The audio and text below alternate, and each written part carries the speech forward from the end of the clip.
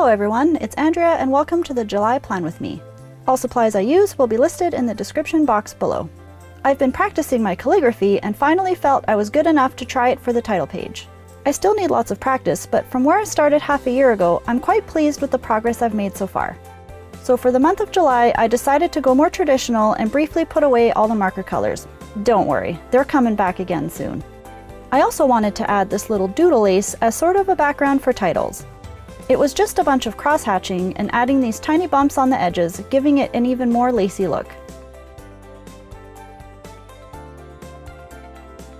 So as you can already tell, the theme for July is butterflies. I know I could have easily went with lots of colors for them, but I haven't used just purple yet, and it seemed to be calling to me. Do you plan your bullet journals in advance, or do you just wing it? I tend to do a little bit of both.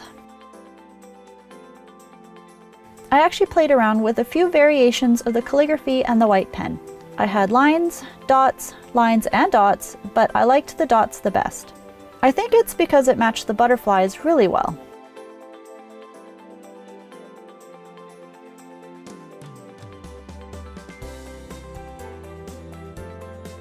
I only used 3 shades of purple for this month, 2 lighter ones and a darker one.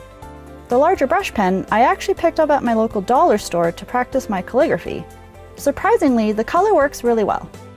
After coloring in all the purple in the butterflies, I added tiny white dots to the wide parts of the letters and the wingtips for the butterflies.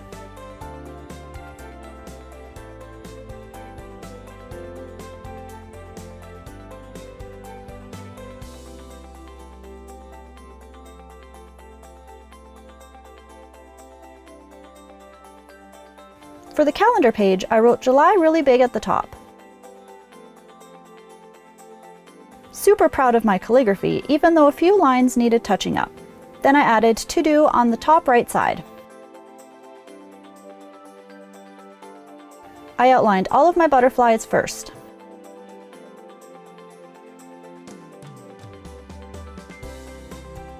I'm going to be using a larger size fine liner to color in the wingtip parts.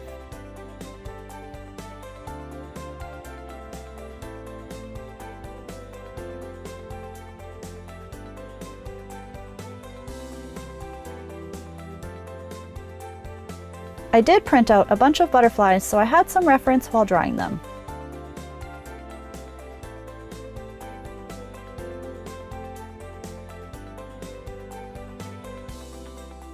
Then I added the doodle lace behind the butterflies on the left side. I did pencil in all the crosshatch lines so it would be easier to follow.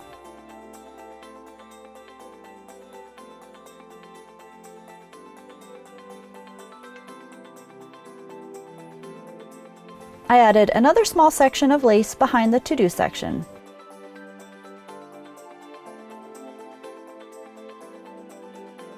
Then I started to add all the lines for the days of the month. I made each box 4 squares by 4 squares, leaving a 1-space square between them.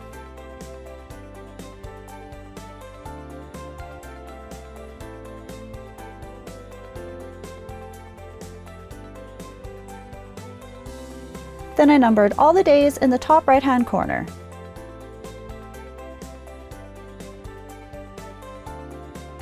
I also gave each box a drop shadow using the darker purple. Now to color in the butterflies. I could have made every stripe and every wing a different purple, but I wanted to keep them more simple and plain. That, and it was faster to keep things one color.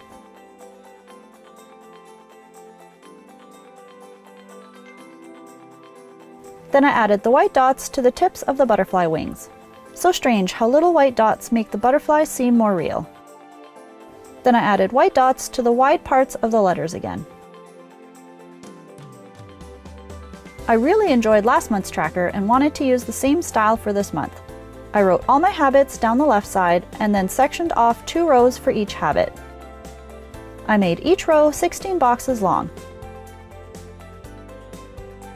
After filling in all the numbers, I colored in the last box because there were only 31 days in July.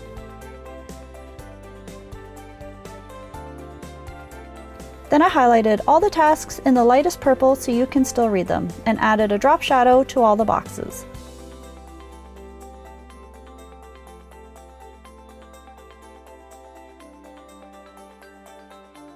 Lastly, I added the white dots to my letters.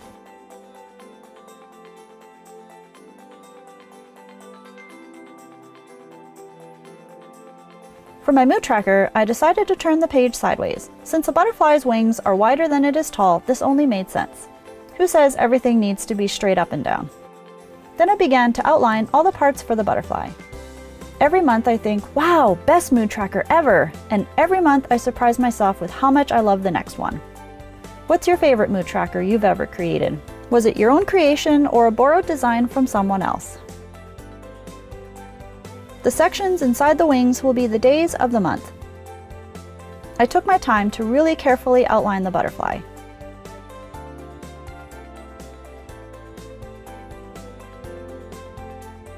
Then I went back in with the brush pen and colored in the larger black sections. I did go over this twice to make it even darker. It was alright that I didn't get perfectly around the dots for the wingtips. I knew I was going to go over it with the white pen afterwards.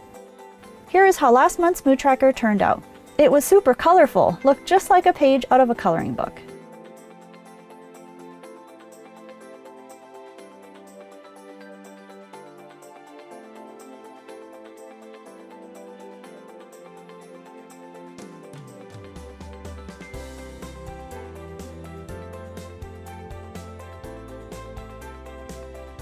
I wrote my moods at the bottom corners in a kind of a tab style.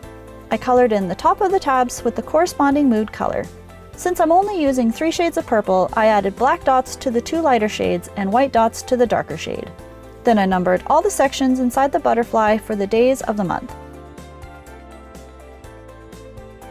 The Polaroid Memories page I've kept really simple and used only the top part for the title. That way you can fit 4 of the small Polaroids on the page. Of course you can use this any way you want. You don't even have to use Polaroids. You could just as easily cut squares out of regular photos and collage them together. I may have to try that one time.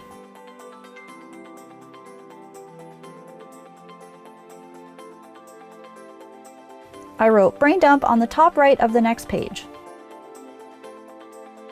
Then I outlined a few more butterflies on the top left side. I really quite enjoyed drawing all these butterflies. It was almost as relaxing as when I drew the gears for the steampunk theme.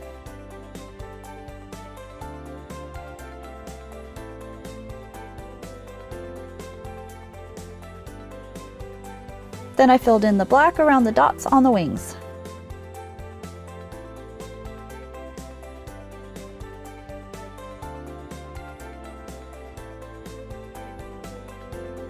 Lastly is to color them in and add dots to the butterflies and lettering.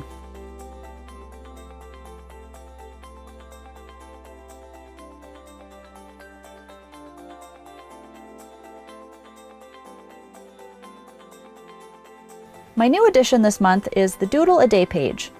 I've always wanted to do the 30-day doodle challenge, but never quite got around to doing one, so I decided this month I will doodle something every day.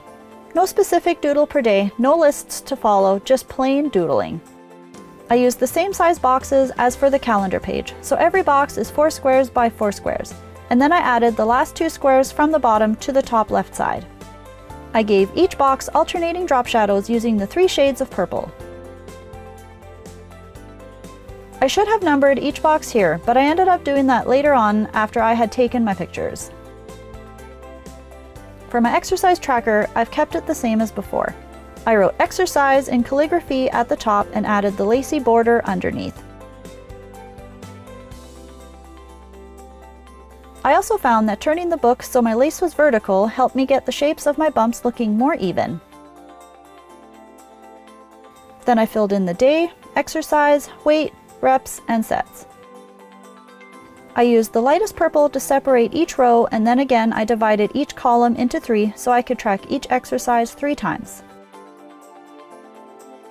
For my weekly spread, I wrote July 2nd to the 8th at the top. Then I filled in the days of the week with just the 1 large letter. Then I added the butterflies to the tops of the days of the week. Just a marker, no outlining. I like how it looked a little bit like watercolor. Then I outlined the days of the week with the bigger fine liner and put a border around the menu box. I wrote the numbers for the days of the week inside those butterflies at the tops of the boxes. I also added a border around the to-do section. For the water tracker, I drew the outlines of butterflies for every day of the week.